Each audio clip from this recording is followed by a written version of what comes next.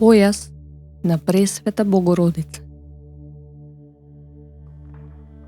По своето успение, Пресвета Богородица му го дала својот појас на апостолот Тома, кој таа самата го ткаела од влакна од камила.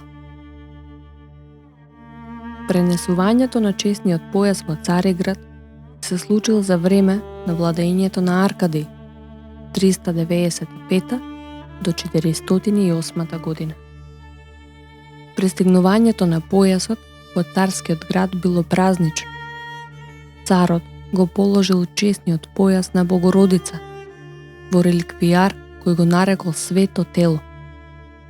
Тоа се случило на 31 август, односно на 13 септември, последниот ден од црковната година. Во градот на Свети Константин, во кој војводка и закрилничка е Богородица, ке остане чесниот појас на Богомајката. Во овој храм царицата го положила светиот појас на Богородица.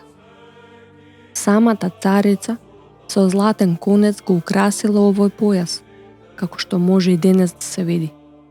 Луѓе несреќни и болни доаѓале и наоѓале избавување преку силата на чудотворноста од појасот. Со благодатта на Пресветата ги осветува оние кои доаѓаат побожно да се поклонат. Ги издигнува од распадливоста, ги ослободува од болестите и тагите. Тој појас подоцна бил пренесен во Цариград и чуван во запечатен ковчег во црквата на Пресвета Богородица Влахерна, што е изградила царицата Пулхерија.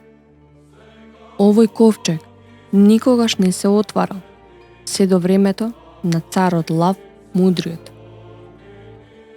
Сопругата на Лав, царицата Зои, душевно се разболела и според некое таинствено видение посакала врз неа да го положат појасот на Пресвета Богородица. Царот го помолил патриархот и за прв пат го отвориле ковчегот. Го извадил појасот и го положил врз болната царица. Таа веднаш оздравела. Во спомен на тоа чудо се востановил овој празник. Дел од тој појас се наоѓа во Грузија, во Зугдид.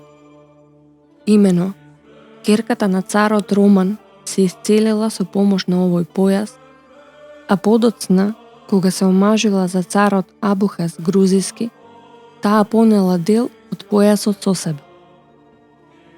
Подоцна, на заповед од рускиот цар Александар I, била изградена црква во Мингрелија, во Зугдид, каде се чувал тој дел од чудотворниот појас на Пресветата Божја мајка. Понатаму, светиот појас бил поделен на повеќе парчиња, кои биле однесени во разни храмови низ Цариград. По освојувањето на градот од крстоносците во 1204 година, некои парчиња биле грабнати и однесени на запад. Но еден дел бил сочуван и останал во Цариград и по ослободувањето на градот за време на Михаил Палеолог се чувал во храмот на Пресвета Богородица. Последното споменување на појасот е од еден анонимен руски поклоник од Цариград помеѓу 1424 и 1453 година.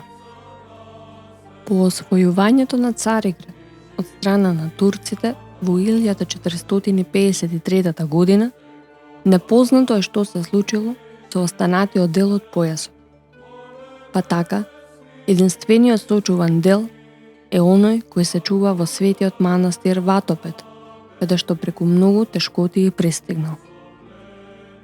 Светите отци од манастирот чуваат едно предание според кое чесниот појас на Пресвета Богородица бил подарен во манастирот Ватопед од страна на царот Јован VI, кој што подоцна се откажал од престолот и станал монах во Ватопед со името Јоасаф.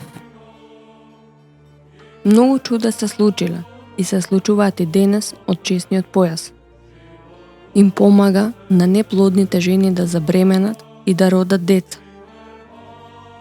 Ако со побожност ја побарат помошта од Пресветата Мајка Богородица, им се дава еден појас, кој е копија, се изработува во манастирот и се осветува врз вистинскиот појас на Пресвета Богородица. Со ваквите појаси, оние бездетни парови кои го промениле својот живот на подобро, се обратиле кон Христа со покаяние, исповед кај духовник, молитви, пост и причест, Богородица им подарила рожби. Појасите ги носат и мажот и жената, секогаш освен при бањање. А ако даде Бог да забремене жената, таа го носи до крајот на бременоста.